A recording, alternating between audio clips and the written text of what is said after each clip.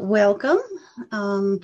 This is the final session of the Immersive Experiences series that was offered through the University at Buffalo Libraries. Today we are going to explore how to use the Merge Cube. If you have not had the opportunity to get your own Merge Cube, you can print them using paper. So the link was shared through email, and it is available in the QB Learns course that is created for this session. CJ, since you are over in Silverman and have access to all the cool tools and toys over there, do you have the real Merge Cube by any chance? I do. You do? Okay, so then I'm going to ask you see this. I'm going to stop share so that people can see what you're showing. I think, I've always used my paper version, and it seems to work fine. Just comes in a, straight one piece of paper. You can print, as big of a printer you can manage. You can print a bigger cube. And then you just fold it and crease the creases. And it's kind of just like a series of QR codes on the cube. And, QR codes no longer have to be abstract. You can make them look like images.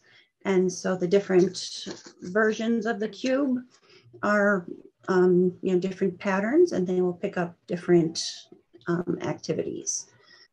Hold yours up so that we can see it together with the paper version, just to see how. Yeah.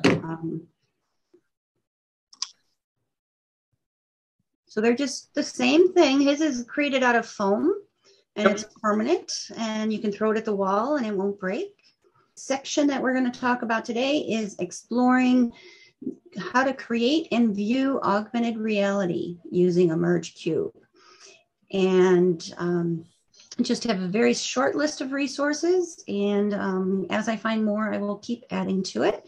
But if you are interested, if you have not been able to print your own cube out yet, there is a link here that brings you to a page that tells you, how to print it and how to cut it out. You just need a pair of scissors. They say that, you do need a glue stick or clear adhesive tape. And if you, just crease your creases well, you don't even need the tape. It does not have to be perfect. So I can flatten this out to take it with me or crease it back up again.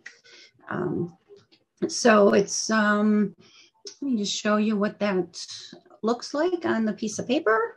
Becky, did you get a chance to make your own cube, or just kind of No, not yet. Okay. So this is but it seems very intriguing. This is what it looks like. So you just print it on a piece of paper, cut it out with scissors, make your creases, and it shapes into the cube. So the Explorer app. So this is a skeleton, and I can make him as big as I want in my room.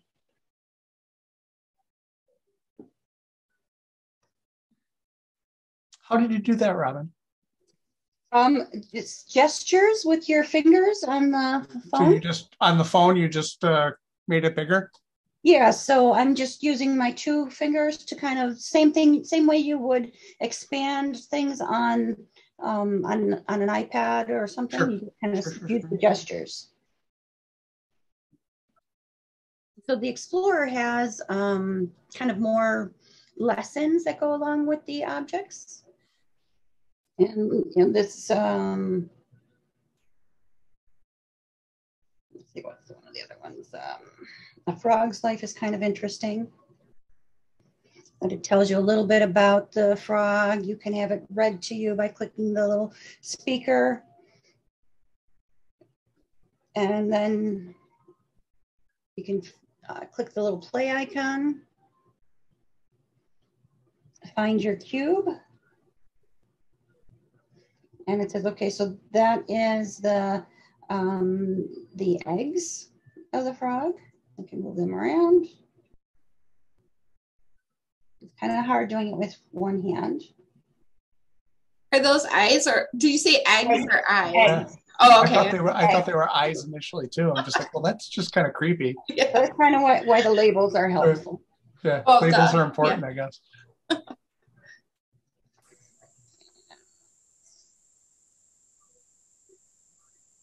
If you're in a dim area, there is a flashlight you can turn on.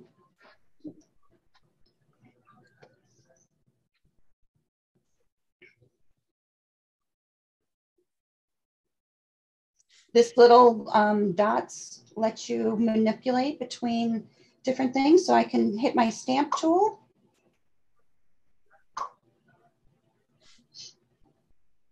And make a copy of the eggs.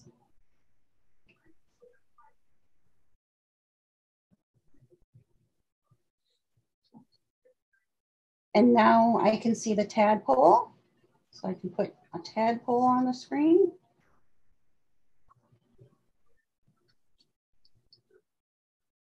So if you were to upload an object, there it generates a URL that you could then link to? Yes, yes. Under the share option, there's usually a share option somewhere. Okay. And so it also, there's the QR code and then also a URL. So you can put both on the little sticker that you're going to stick next to the artwork. And this way, if somebody doesn't know that they can use their camera to scan the QR code, they could type in the link. You can also make it a much shorter link using something like Bitly and just have it, Bitly/Licata or whoever the name of the author is. And then, of course, they're going to need to have the Merge app on their devices. Not necessarily. If you can kind of get Merge, you don't really need Merge. You can just have the QR code and have it launch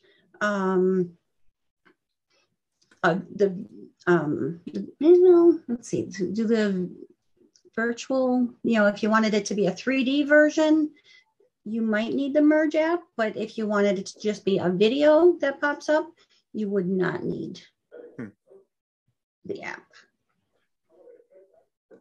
That's a good point though.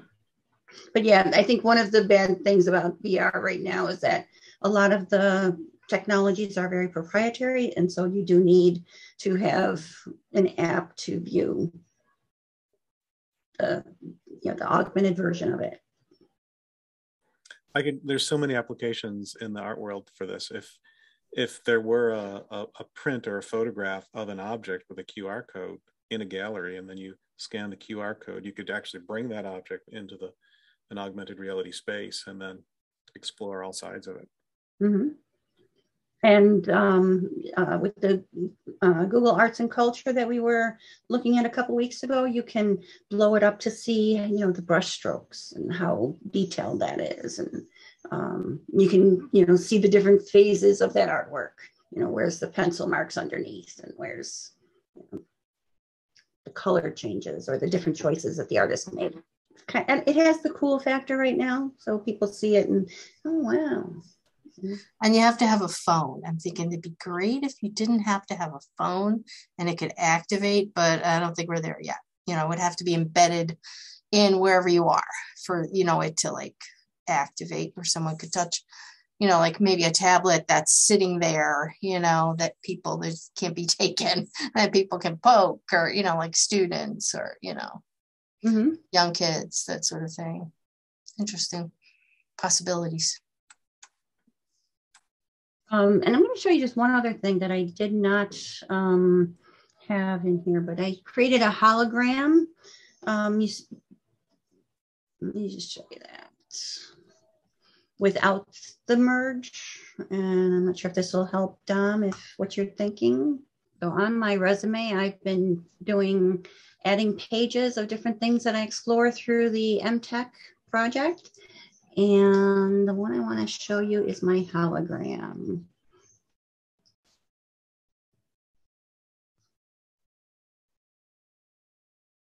So this is a video that I took of me creating a hologram.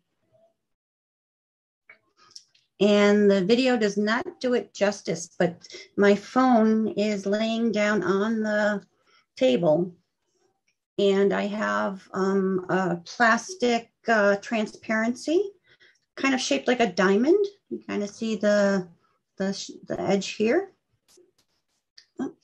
And so that rose is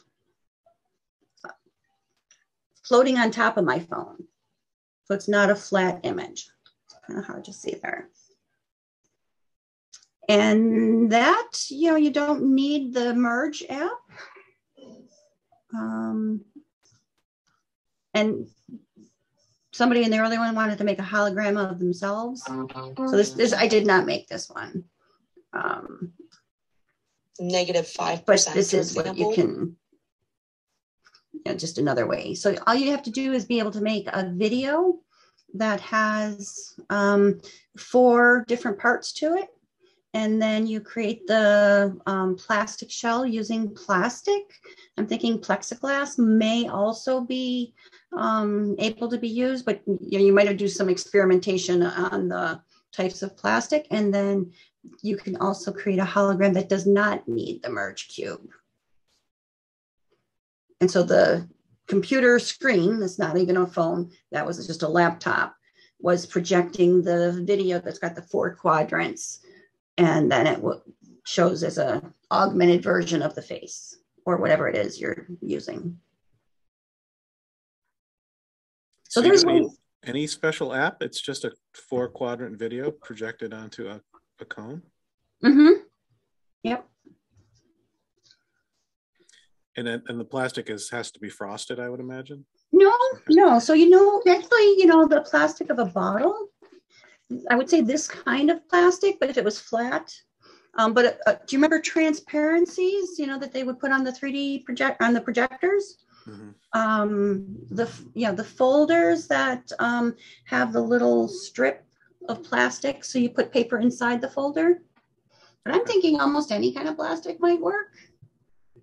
So yeah, Dominic, if you follow any of this through with any of your students, definitely let me know. Okay, very cool stuff. Mm-hmm. So that's all I wanted to share. I don't want to keep you too long. These are just meant to be very informal,